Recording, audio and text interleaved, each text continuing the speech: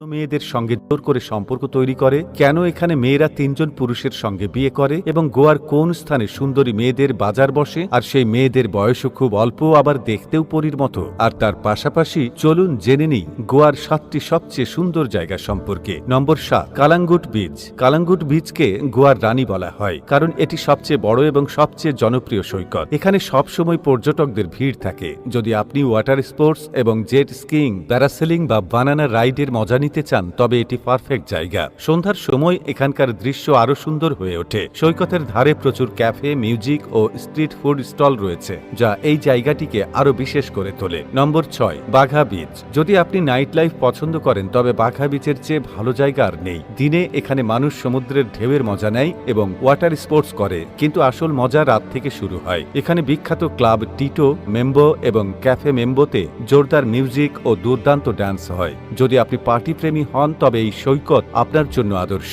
নম্বর 5, দুধসাগর ও জলপ্রপাত। গোয়া শুধু সমুদ্রের জন্যই নয়, তার মনোরম প্রকৃতির জন্যও বিখ্যাত।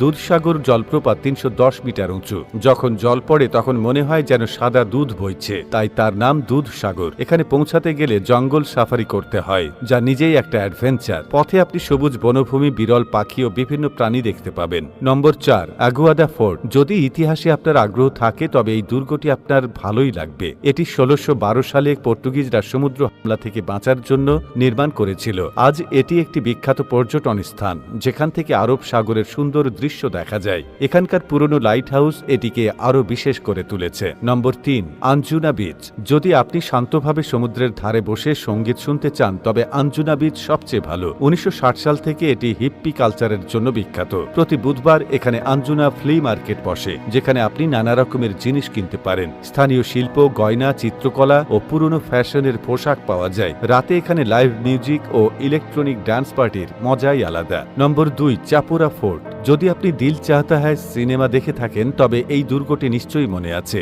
এটাই সেই জায়গা যেখানে আমির সাইফ এবং অক্ষয় খান্না বসেছিল। এই দুর্গটি উঁচুতে অবস্থিত এবং এখান থেকে আরব সাগরের অপরূপ দৃশ্য দেখা যায়। এখানে যেতে হালকা চড়াই করতে হয়, কিন্তু ওপরে পৌঁছানোর পর সমস্ত কষ্ট সার্থক হয়ে যায়। নম্বর 1, ওয়াগাতোর বিচ। যদি আপনি ভিড়ভাট্টা সুন্দর এবং শান্ত সৈকতে যেতে চান তবে ওয়াগাতোর বিচ সবচেয়ে ভালো। এখানে সাদা বালি, নীল জল এবং উঁচু পাহাড়ি অঞ্চল রয়েছে, যা এই স্থানটিকে আরো মনোরম করে তুলেছে। এখানকার সূর্যাস্ত অত্যন্ত মনোমুগ্ধকর এবং এটি ফটোগ্রাফি প্রেমীদের জন্য একটি আদর্শ স্থান। তো বন্ধুরা, এই 7টি জায়গা আর গোয়ার সুন্দরী মেয়েদের দেখে আমাদের কেমন লেগেছে তা কমেন্ট করে